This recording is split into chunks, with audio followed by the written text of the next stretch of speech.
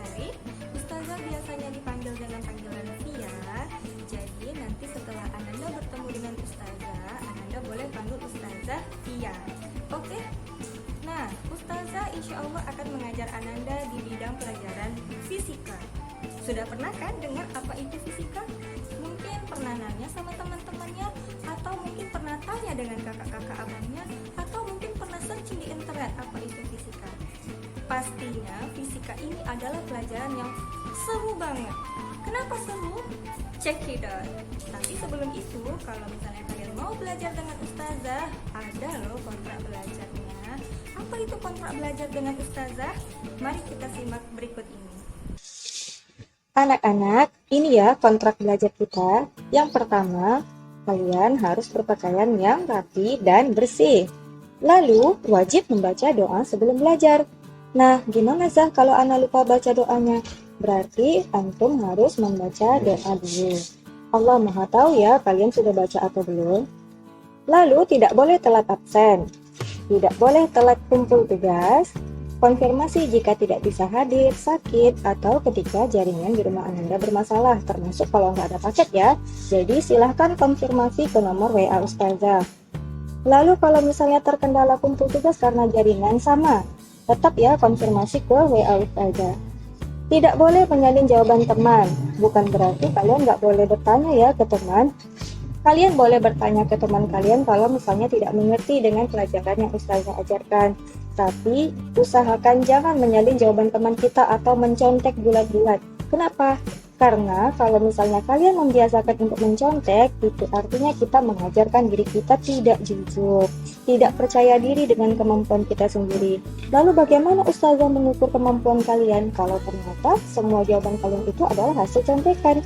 Jadi, belajarlah untuk jujur ya nak ya, karena sebaik-baiknya amalan itu adalah kalian harus jujur. Nah, lalu berbicara dengan sopan dan menjaga adab. Jadi Ananda, ketika kita berbicara di dalam kelas, Zoom, atau dimanapun, tolong berbicaralah dengan sopan dan jaga adabnya ketika belajar. Ya, anak-anak, semoga dapat dipahami. Untuk saat ini saja dulu ya kontrak belajar kita. Lalu ada satu lagi yang belum ditambahkan di sini. Ketika kita melakukan Zoom meeting, maka anak-anak Ustazah harus mengaktifkan mikrofon dan harus mengaktifkan kamera agar Ustazah bisa melihat siapa yang benar-benar aktif dan siapa yang tidak aktif. Jadi Ustazah tahu apa yang akan Ustazah lakukan selanjutnya. Nah, pada hari ini kita akan belajar tentang hakikat ilmu fisika. Sudah pernah kan mendengarkan apa itu fisika? Jadi, setelah mempelajari bab ini, diharapkan nanti Ananda akan mampu menyebutkan fenomena fisika dalam kehidupan kita sehari-hari, memahami apa itu hakikat fisika dan ruang lingkup fisika, termasuk menyebutkan apa-apa saja itu cabang-cabang ilmu fisika. Menjelaskan hubungan fisika dengan disiplin ilmu lain. Jadi, ada keterkaitan ya antara fisika dengan ilmu lain itu. Fisika itu tidak berdiri sendiri. Menjelaskan fungsi simbol-simbol keselamatan kerja di laboratorium, merincikan prosedur ilmiah dan keselamatan kerja di laboratorium. Lalu, Ananda harus mampu menganalisis pemanfaatan fisika dalam kehidupan sehari-hari, metode ilmiah, dan keselamatan kerja ketika melakukan kegiatan pengukuran suatu besaran. Ini ya peta konsep pembelajaran kita. Oke, sekarang coba amati keempat gambar tersebut. Pada gambar 1, contoh perkembangan teknologi. Amati baik-baik keempat gambar ini. Nah, sudah diamati belum? Oke, kita lanjut ya. Mari kita berpikir. Kira-kira apa sih yang terlintas dalam pikiran kalian ketika melihat keempat gambar tersebut? Dapatkah kalian mengidentifikasi jarak antara masing-masing revolusi teknologi tersebut? Lalu, bagaimana caranya manusia dapat mengembangkan teknologi dari waktu ke waktu? Kira-kira apa ya jawabannya? Oke, kita balik lagi ke 4 gambar tadi yang sudah dimodifikasi. Nah, lihat gambar pertama tadi, gambar A ya, itu gambar TV zaman dahulu kala. Jadi zaman dahulu itu belum ada loh TV warna-warni. TV-nya itu masih berupa gambar hitam putih. Bisa dilihat ya, di gambar itu ada TV hitam putih yang masih ada semut-semutnya kalau bahasa kita di rumah. Lalu di sampingnya itu ada gambar TV yang sudah berwarna. Nah, jadi keren ya. Berapa sih ya jarak dari TV zaman dahulu itu sampai TV zaman sekarang? Kira-kira mungkin ada 10 tahun perubahan itu terjadi. Nah, lihat gambar yang di bawah. Jadi zaman dulu itu kalau kita mau menghubungi orang lain, itu masih pakai surat. Nah, yang agak canggihnya sedikit ya pakai telepon yang seperti itu. Zaman sekarang masih ada nggak ya telepon seperti ini? Ada tentunya, di kantor-kantor banyak telepon seperti ini. Di sampingnya ada gambar HP yang sudah modern. Jadi kita tinggal swipe aja, swipe kiri, swipe kanan, tekan sini, tekan sana, sampai keluar gambar yang kita inginkan. Udah canggih ya HP-nya. Bagaimana manusia mampu menciptakan semua benda-benda canggih ini? Tadi kan sudah dibilang kalau misalnya benda canggih itu nggak muncul sendiri. Ada orang loh yang buat, ada orang yang menciptakan, tapi bagaimana caranya? Kok bisa sih kita menciptakan ini sampai bisa jadi secanggih itu? Mari kita renungkan ayat berikut ini. Di dalam surat Ali Imran ayat 190 sampai 191, Allah sudah menerangkan kepada kita bahwa sesungguhnya dalam ciptaan langit dan bumi dan silih bergantinya malam dan siang terdapat tanda-tanda bagi orang-orang yang berakal, yaitu orang-orang yang mengingat Allah sambil berdiri atau duduk atau dalam keadaan berbaring, dan mereka memikirkan tentang penciptaan langit dan bumi seraya berkata, "Ya Tuhan kami, tiadalah Engkau menciptakan ini dengan sia-sia. Maha suci Engkau, maka peliharalah kami dari siksa neraka." Jadi kita ambil ya kata kuncinya di sana. Pada ayat tersebut terdapat kata kunci orang-orang yang berakal, yaitu orang yang mengingat Allah sambil berdiri, duduk, atau dalam keadaan berbaring. Apa yang mereka lakukan? Mereka memikirkan tentang penciptaan langit dan bumi. Nah, itu ya.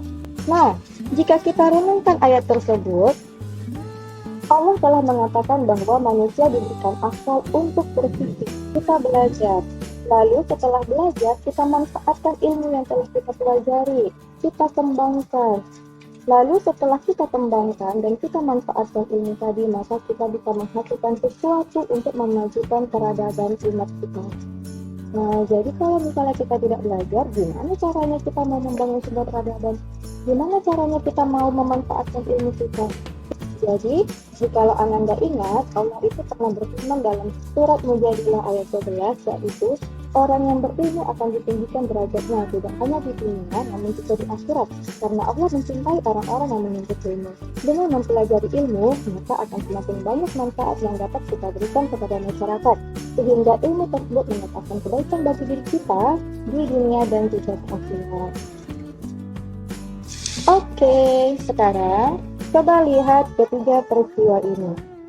Nah, kira-kira hukum alam apa ya yang terdapat pada gambar-gambar tersebut? Ketiga fenomena ini dipengaruhi oleh ilmu fisika loh. Lalu apa itu fisika? Fisika merupakan salah satu cabang ilmu sains yang mempelajari tentang gejala-gejala alam dalam lingkup ruang dan waktu. Coba perhatikan video ini. Ini ada kereta yang bergerak.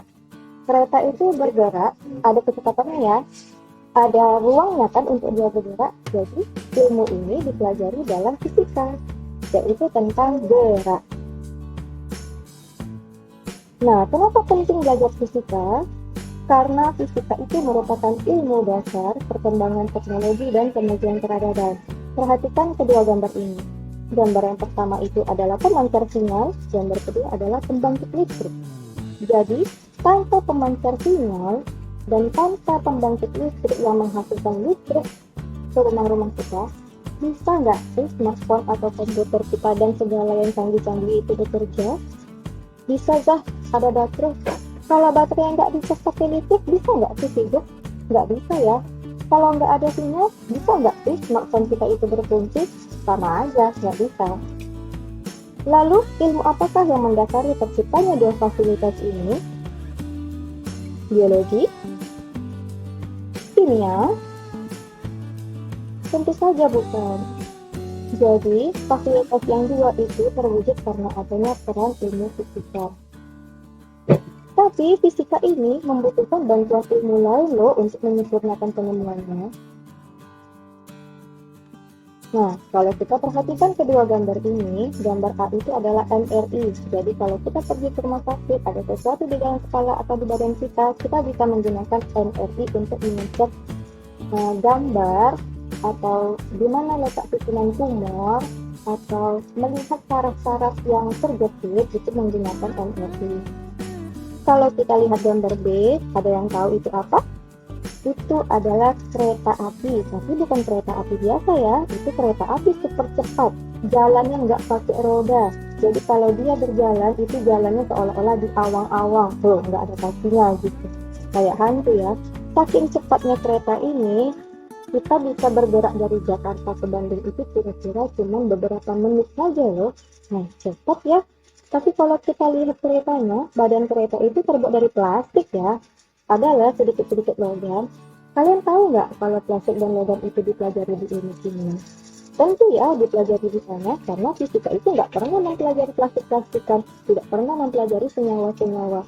Senyawa-senyawa itu dipelajari di ilmu kimia. Lalu apa peran ilmu fisika sampai kereta ini bisa tercipta? Cara kerja kereta inilah yang dipelajari di ilmu fisika. Kereta ini menggunakan induksi elektromagnetik yang sangat kuat, jadi ada magnet di sana. Magnet ini dipelajari di fisika. Lalu dampaknya bagi kehidupan dipelajari di mana? Di ilmu biologi. Jadi intinya setiap bidang ilmu tidak mampu berdiri sendiri. Untuk menciptakan sebuah kemajuan diperlukan kolaborasi antara lebih dari dua bidang ilmu. Mengerti ya kira-kira? Peran ilmu fisika dalam kehidupan.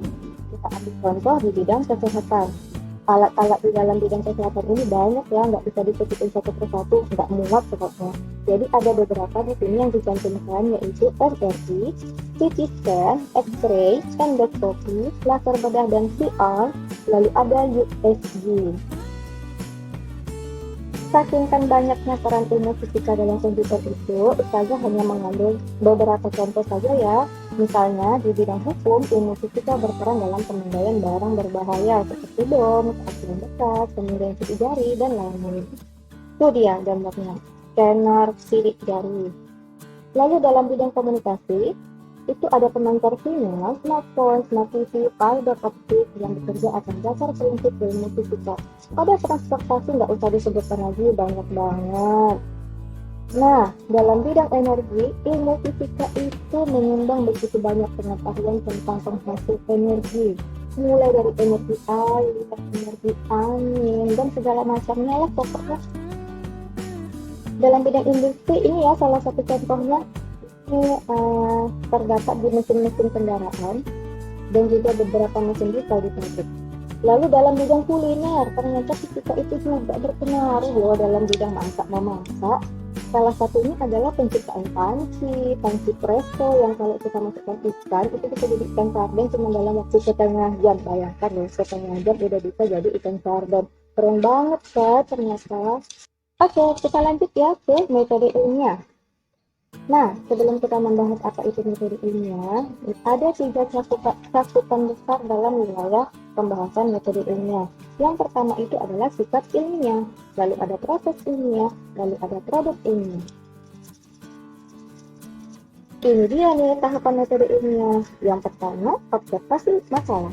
Jadi kita melihat dulu permasalahan yang ada di dalam kehidupan kita. Apa ya kira-kira mau diteliti? Lalu yang kedua adalah merumuskan masalah. Setelah kita mengamati, kita mencari-cari masalah. Lalu setelah itu kita rumuskan masalah yang mau kita bahas itu. Setelah kita menemukan masalahnya, kita rumuskan masalahnya, lalu kita merumuskan dugaan sementara, yaitu yang dikatakan dengan hipotesis. Jadi hipotesis ini adalah dugaan sementara kita tentang masalah-masalah yang terjadi. Setelah merumuskan hipotesis, kita harus merancang percobaan. Jadi kita rancang dulu nih percobaannya. Setelah kita rancang, barulah kita bisa melakukan percobaan. Setelah dilakukan percobaan, dapat data, kita analisis datanya. Setelah itu kita harus melaporkan percobaan kita. Nah, itu ya tahapan metode ilmiahnya. Semoga dapat dimengerti ya anak-anak. Sudah habislah pembahasan kita ya pada pertemuan kali ini. Nah, ada tugas untuk kalian, yaitu yang pertama, tolong ya dituliskan kembali penjelasan tersebut di kolom tugas Google Classroom. Jadi, dibaca dulu deskripsi tugasnya baik-baik, baru dituliskan di sana apa yang telah Ustazah jelaskan tadi tentang ayat-ayat ini. Lalu, tugas keduanya adalah, kita tahu ya kalau ternyata sains itu banyak sekali menyumbangkan pengetahuan dan kemajuan peradaban. Tetapi, sains ini juga memiliki dampak positif dan dampak negatif. Coba ya ditemukan, dicari-cari di internet apa saja itu dampak negatif dari perkembangan sains dan teknologi. Jadi dicari materinya, insya Allah minggu depan sebelum kita mulai belajar, kalian akan Ustazah share tentang materi ini, terutama tentang dampak negatif dari perkembangan sains. Jangan sampai lupa, oke? Nah, tugas 1.1 tadi harus dikumpulkan di BC. Tugas 1.2 nanti minggu depan ketika tes. Tugas 1.3 ini dikumpulkan hari ini. Jadi lihatlah modul kalian, adalah di situ kolom-kolom, lalu tulisan masing-masing kitab ilmiah itu di dalam kotak atau tabel ini, lalu jelaskan apa itu. Contoh 1, kitab ilmiahnya adalah jujur. Jelaskan apa itu definisi jujur dalam kitab ilmiah untuk menentukan sebuah perbedaan. Oke, baiklah anak-anak, sudah selesai ya pembahasan kita. Semoga dapat dimengerti. Kalau tidak mengerti, silakan tanyakan ke Ustazah via WA. Insya Allah akan kita jelaskan. Itu dia teman-teman penjelasan dari materi pada hari ini. Semoga ilmunya berkah ya, semoga bisa diamalkan dan bermanfaat bagi orang lain. Terima kasih sudah menonton. Jangan lupa like, subscribe, dan jangan lupa juga bunyikan loncengnya. Oke? Bye-bye.